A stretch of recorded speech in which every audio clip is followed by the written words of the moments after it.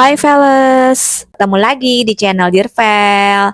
Apa kabar kalian semua? Pasti happy-happy selalu ya kan? Episode kali ini kita akan ngebahas kasus yang super tragis dan terviral di Hong Kong.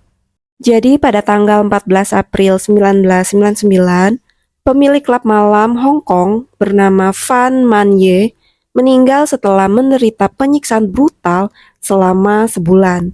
Kemudian pembunuhnya memasukkan kepalanya ke dalam boneka binatang Hello Kitty. Cus, langsung aja ke cerita selengkapnya.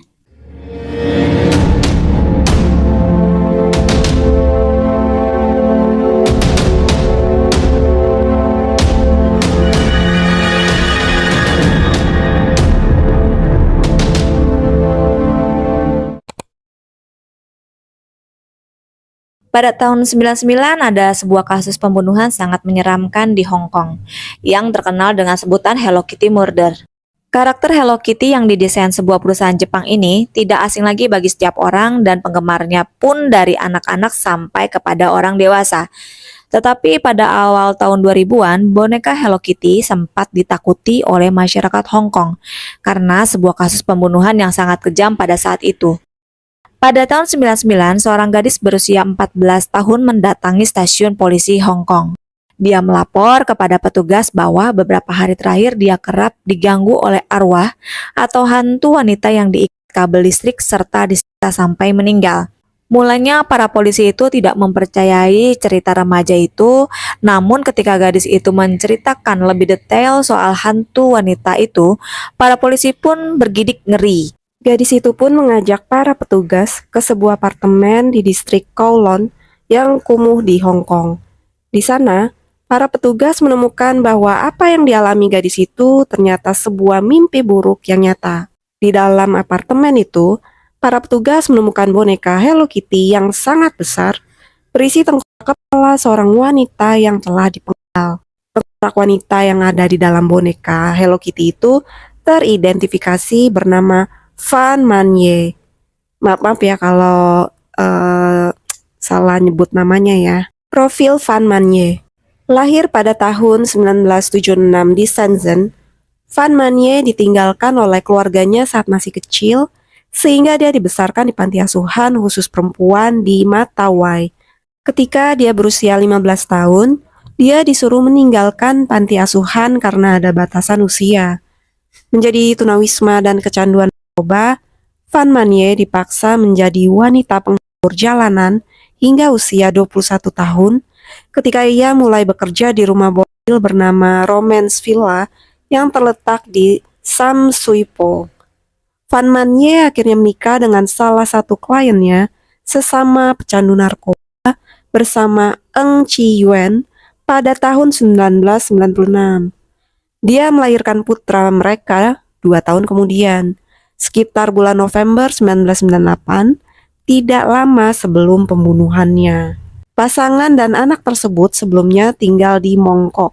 Suami Fan Man Ye digambarkan sebagai orang yang kasar dan para tetangga melaporkan bahwa mereka terbangun oleh suara perkelahian pasangan tersebut dan teriakan serta tangisan anak tersebut dari apartemen mereka.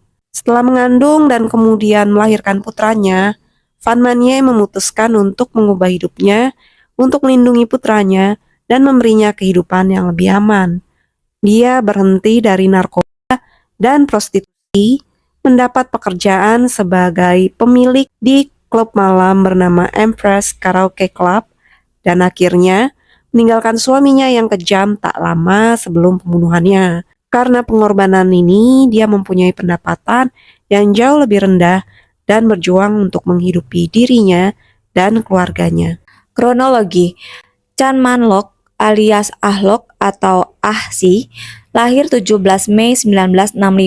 Dia merupakan seorang anggota triad Wo Sing Wo berusia 33 tahun. Dia memiliki perilaku bermasalah sejak sekolah menengah dan pernah dihukum karena perdagangan narkoba di tahun 1991. Chan Man Lok adalah salah satu klien tetap Fan Man Ye di rumah bordil. Pada awal tahun 99, Fan Man Ye mencuri dompet Chan yang berisi sekitar 4.000 Hong Kong dolar, ya kira-kira 500 USD. Ketika Chan menyadari apa yang terjadi, dia meminta Fan Man-ye mengembalikan uang tersebut dan biaya sebesar 10.000 Hong Kong dolar. Meskipun Fan Man-ye segera mengembalikan uang yang dicuri, dia membutuhkan lebih banyak waktu untuk mendapatkan biaya tambahan. Karena kesabarannya hilang, Chan Man-luk meminta dua anak buahnya, Leng Sing-cho dan Leng Wai-lun, menculik Fan Man-ye pada tanggal 17 Maret 1999. Selain para pria itu, ada satu gadis yang juga terlibat dalam penculikan tersebut. Satu gadis yang terlibat adalah pacarnya Chan Man-lok yang bernama Ah Fong. Siapa sih Afong? Ternyata dia adalah gadis remaja yang di awal cerita melaporkan kasus ini ke polisi dengan alasan didatengin arwah. Padahal sebenarnya dia merasa bersalah dan ketakutan karena terlibat dalam kasus itu. Kemudian Chan Man-lok dan gengnya membawa Fan Man-ye ke sebuah apartemen di Jalan Granville nomor 31 Simsa Sui, di mana mereka mengurungnya selama sebulan. Apartemen tersebut disewa oleh Chan Man-lok sendiri. Namun apartemen itu dimiliki oleh dua pria bernama Asam dan Akau yang tidak terlibat sama sekali dalam aktivitas geng Chan Man-lok. Awalnya Chan berniat menghasilkan uang dari Fan Man-ye dengan menjadikannya mucikari kepada pria lain. Selama dikurung, Fan Man-ye disiksa dan diruda paksa.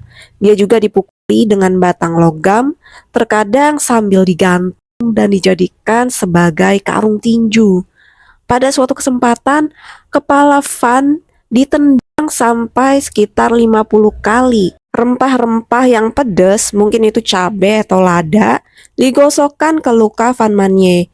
Tungkai dan kakinya dibakar dengan lilin dan plastik panas sehingga dia tidak bisa berjalan.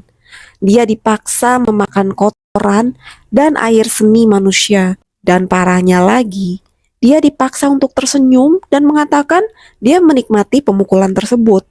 Jika dia menolak, mereka akan menyiksanya dengan lebih kejam lagi. Ketika Ah Fong datang ke apartemen Man-lok, dia menyaksikan Man-lok menendang kepala Man-ye sebanyak 50 kali.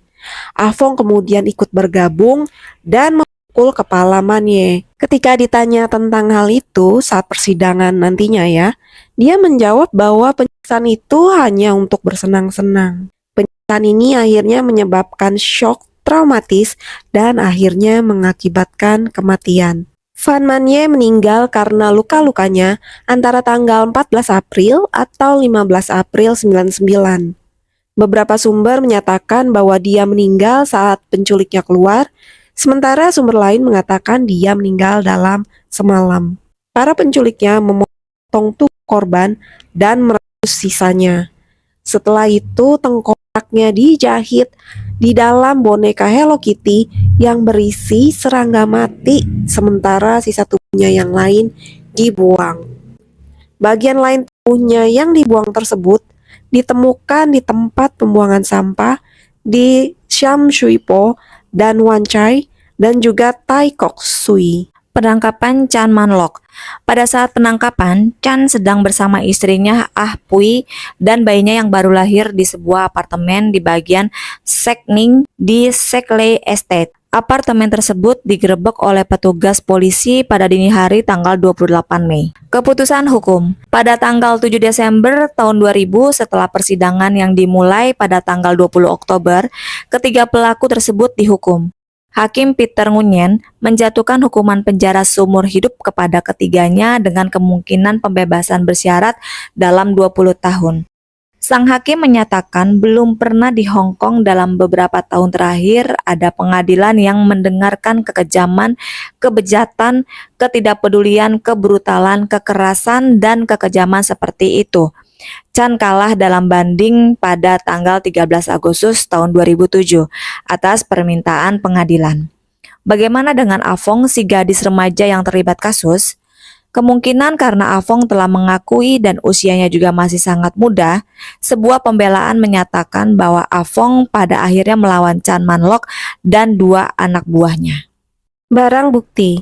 Tengkorak Fan Man-ye adalah satu-satunya barang bukti dalam kasus ini.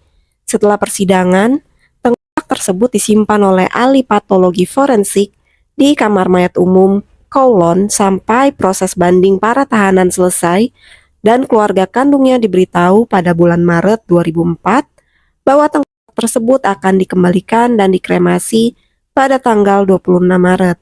Gedung apartemen tempat terjadinya kejahatan tersebut dibongkar pada bulan September 2012 dan telah dibangun kembali menjadi hotel bernama Sorafit pada tahun 2016. 3 potret Buddha ditempatkan di hotel sebagai peringatan. Sedangkan sebuah kalung milik Van Manye diserahkan kepada putranya setelah ditemukan di lemari es selama penyelidikan. Putra dan suami Van Manye dikabarkan kini berdomisili di Singapura. Kasus ini menghasilkan peluncuran film yang menceritakan kisah tersebut. Filmnya sendiri berjudul Both Human Pork Chop dan There Is a Secret in My Soup, dirilis pada tahun 2001. Oke, sekian dulu untuk episode kali ini. Jangan lupa di like, komen, dan subscribe ya guys. Thank you buat supportnya. Bye-bye.